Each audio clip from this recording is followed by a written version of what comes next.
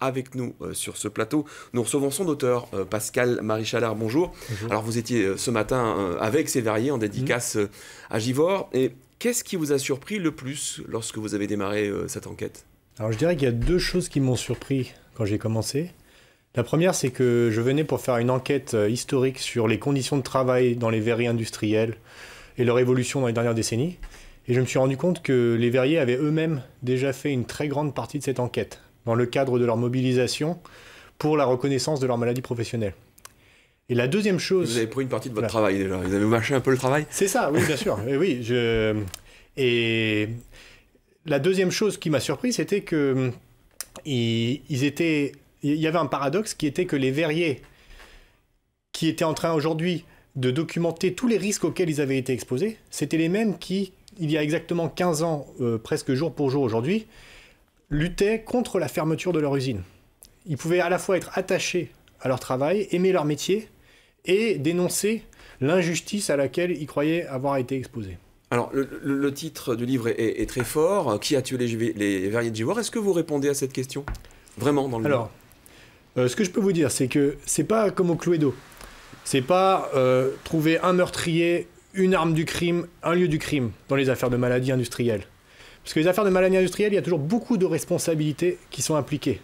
Ça va aller des responsabilités de tous ceux qui savaient qu'il y avait un risque, tous ceux qui pouvaient faire quelque chose mais qui n'ont rien fait. Donc on parle de responsabilités au sein de l'entreprise, mais aussi de responsabilités publiques, des institutions publiques, de l'État, etc. Il y a plusieurs armes, c'est-à-dire que les verriers, ils n'étaient pas exposés à un seul produit dangereux, ils étaient exposés à un cocktail de produits dangereux.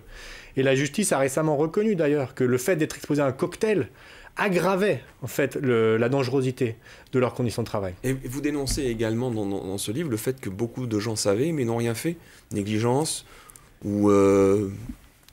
Malheureusement, au travers du cas des verriers, c'est quelque chose de plus universel que je crois illustrer, qu'on retrouve dans beaucoup d'entreprises en France et dans d'autres pays, qui est que les principales forces qui expliquent l'exposition des travailleurs à des dangers connus, évitables mais non évités, sont l'indifférence et la négligence.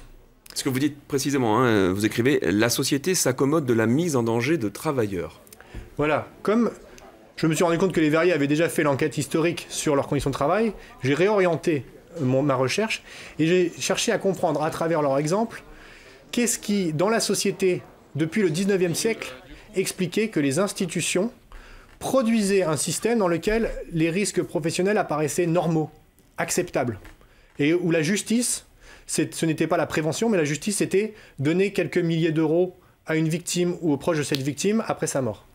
Merci beaucoup Pascal-Marie Chalard, c'est hélas la fin de cet entretien, donc on pourra retrouver tous les détails de ce que vous racontez dans ce livre, hein, Qui a tué les verriers de Givors, ce qui est également aussi une rencontre, hein, puisque je le rappelle, dans ce livre vous avez rencontré beaucoup de verriers et beaucoup des gens de leur famille. Merci beaucoup. Merci.